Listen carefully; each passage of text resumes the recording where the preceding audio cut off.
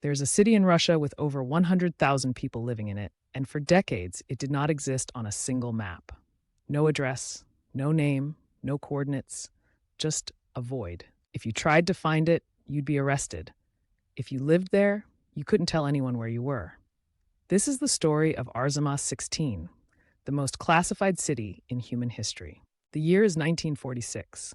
World War II has just ended, and the United States has done the unthinkable. It has dropped atomic bombs on Japan. The world has changed forever. For Soviet leader Joseph Stalin, this is both a humiliation and a threat. The Americans have a weapon he doesn't, and that gap needs to close. Fast. Stalin orders the creation of a top-secret nuclear weapons program, unlike anything the world has ever seen. But to build the bomb, he needs a city no one can find. Deep in the forests of the Nizhny Novgorod region, Soviet engineers and forced laborers begin construction on a facility that will swallow an entire existing town, Sarov. Within months, Sarov disappears from Soviet maps completely. In its place, nothing, not even a blank space. The cartographers simply removed it. The city is given a code name, Arzamas 16, post office box only, no street addresses, no entry without military clearance. Triple-layered barbed wire fences surround the entire perimeter. Armed guards with shoot-on-sight orders patrol day and night. But here's what makes Arzamas 16 truly extraordinary. It wasn't just a military base, it was a real city. Families lived there, children went to school there, couples fell in love and got married, all behind walls the outside world didn't know existed. Scientists were recruited, often involuntarily, from across the Soviet Union. Once inside, leaving required special permission. Letters to family outside were censored. Returning visitors had to be debriefed. You could live your entire life in Arzamas 16 and never once exist in the eyes of the Soviet state. You had no registered address. You were officially nowhere. The brains behind Arzamas 16 were some of the greatest scientific minds of the 20th century. Chief among them was Igor Kurchatov, the man Stalin called his atomic czar. But the most fascinating figure was Andrei Sakharov. A brilliant young physicist, Sakharov helped design the Soviet hydrogen bomb inside Arzamas 16, a weapon hundreds of times more powerful than the Hiroshima bomb.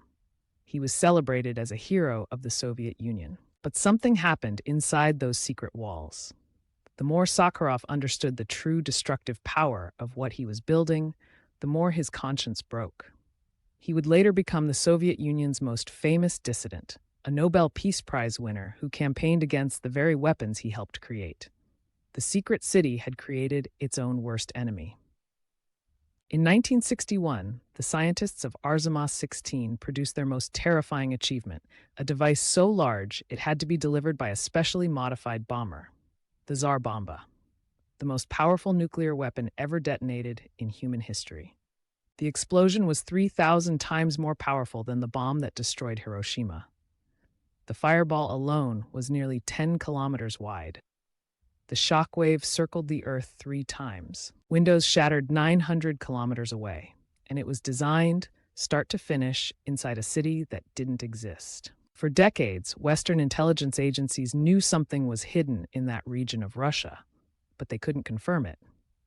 U-2 spy planes photographed unusual heat signatures and infrastructure. CIA analysts debated its purpose. And then in 1991, the Soviet Union collapsed. The Iron Curtain fell, and the secrets it had been hiding for 50 years began to surface. Arzamas 16 was finally acknowledged. Its real name, Sarov, was restored. For the first time, residents could write their real address on an envelope. They could tell their families where they lived. Some of them wept. Today, Sarov still exists, and it's still classified. It remains a closed city. You still need government permission to enter.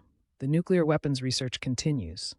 But the people who live there now know something the previous generation didn't. Their city has a name. Their home is on the map, and the world knows they exist. But the deeper secret, the full extent of what was designed, tested, and buried inside those walls, may never be fully known. Some histories aren't just erased. They're locked away forever. Arzamas 16 reminds us that governments have always had the power to erase places, people, and entire chapters of history, not with bombs, but with silence, with blank spaces on a map, with addresses that lead nowhere. The question is, How many other cities, how many other secrets, how many other people are still living inside that silence right now?